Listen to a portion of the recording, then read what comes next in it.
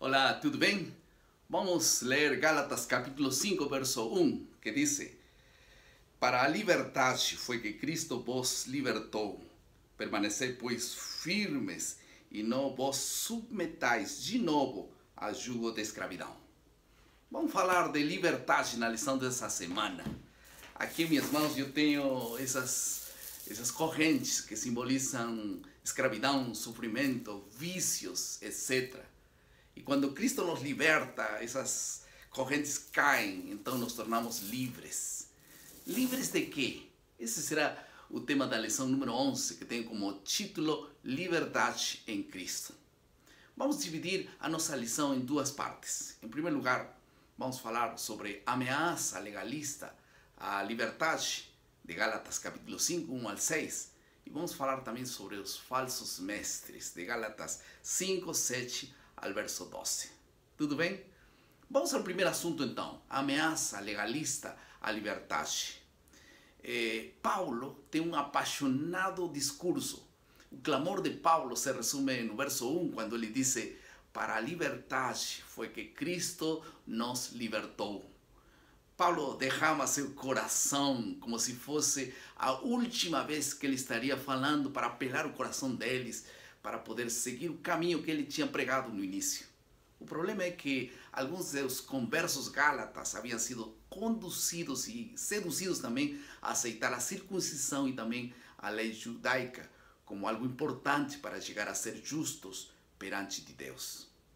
O ponto crucial, importante, desta crise toda é a circuncisão. Nós encontramos em Atos capítulo 15, verso 1, vocês podem conferir ali, que os judaizantes diziam, por exemplo, se não vos circuncidardes, segundo o costume de Moisés, não podeis ser salvos. Incrível esta declaração.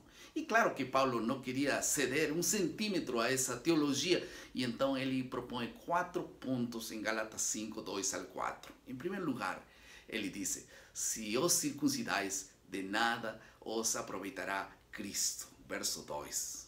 Em segundo lugar, ele diz: todo homem que se deixa circuncidar está obrigado a guardar toda a lei.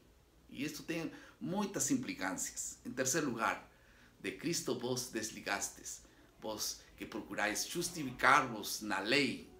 Isto no verso 4. E ponto número 4 é que da graça decaísteis. Em outras palavras, saísteis ou saíram de viver na graça de Deus. Em tudo isso, Paulo reconhece que este tema não é um assunto trivial ou simples realmente. Para ele eram dois caminhos completamente opostos, duas religiões inteiramente diferentes. Por isso é que ele dá essa ênfase de separar e saber claramente em que consiste cada um desses caminhos. Por outro lado, Paulo revela duas coisas acerca de quem aceita o Evangelho de Deus. Eu gosto muito dessa parte. Em primeiro lugar, no verso 5, ele diz a todos aqueles que aguardam a justiça, aqueles que são salvos pela fé. E em segundo lugar, diz as pessoas que são salvos pela fé, ele los levará a guardar a lei com amor. Este não é um evangelho ocioso, é um evangelho de fazer. Em segundo lugar, nós falaremos dos falsos mestres. Agora Paulo vai se distanciar um pouco de sua discussão dos crentes gálatas para se concentrar nos falsos mestres. Ele pergunta no verso 7, quem são eles? E no verso 8, ele assegura, não são Deus, graças a Deus. Mas no verso 9 menciona que eles ensinam coisas que no final são como fermento que leveda toda a massa, malogra, estraga tudo. Por isso ele tinha tanto cuidado. Agora, Paulo também afirma ter confiança que os gálatas permaneceram firmes no evangelho que ele pregou. Por quê? Por uma coisa muito simples. Quando o ser humano reconhece que não é o que ele faz o que nos justifica perante Deus, sino é a graça de Deus mediante a fé, então nos tornamos dependentes de Deus. Lembrem uma coisa, no Calvário não há lugar para o orgulho humano. Realmente nada se pode acrescentar à cruz. O que ele fez foi suficiente. No final, Paulo reproche contra os judaizantes, dizendo que o que eles ensinam acerca da circuncisão deveriam seguir sua própria lógica. E esta lógica vai naturalmente até sua conclusão final, que é a mutilação, a castração. Terrível ilustração para eles.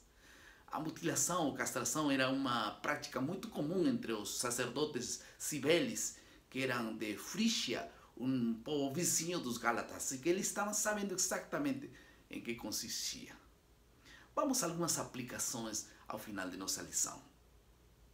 Nos primeiros 4 capítulos, Paulo argumentou uma teologia, uma teoria complexa, mas no último capítulo e meio, Paulo apresenta algumas implicações para a vida diária. Isto é muito importante. Em primeiro lugar, a liberdade que Paulo apresenta não é uma liberdade absoluta, não é liberdade para pecar, e sim liberdade do pecado, que é muito diferente. Em segundo lugar, livres em relação ao legalismo, mas atados em relação ao amor. Que lindo, né? Não estão livres da lei, diz ele, senão uma nova relação com a lei.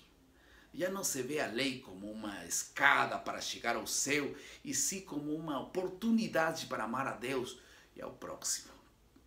O oposto à carne é o amor. E amar significa servir aos demais.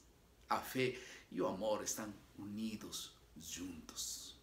Queria dizer no final desta lição, o grande desafio é viver a lei do amor por meio da fé. Se colocamos em práticas as admoestações de Paulo, dos versos 13 ao 15, a igreja seria muito melhor, um lugar mais delicioso para conviver. Peça a Deus mais amor genuíno para os demais. Se você tem que perdoar alguém, peça a Deus esse perdão. Nós precisamos nos parecer cada vez mais com o caráter de Deus.